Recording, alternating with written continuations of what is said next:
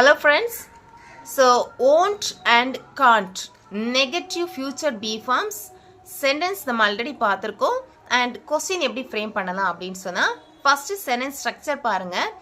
won't plus subject plus present verb and can't plus subject plus present verb.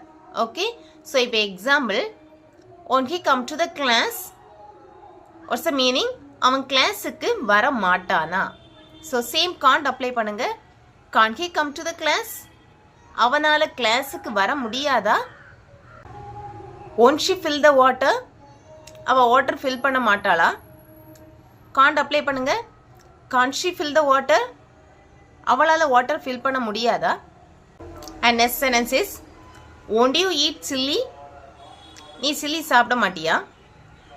And can't you eat chilli, உன்னால் chilli சாப்பிட முடியாதா. Okay, உன்னால் chilli சாப்பிட முடியாதா. இப்போ உங்களுக்கான கேள்வி, நீ இந்த ப்ராப்ளத்தை சால்வ் பண்ண மாட்டியா, உன்னால் இந்த ப்ராப்ளத்தை சால்வ் பண்ண முடியாதா.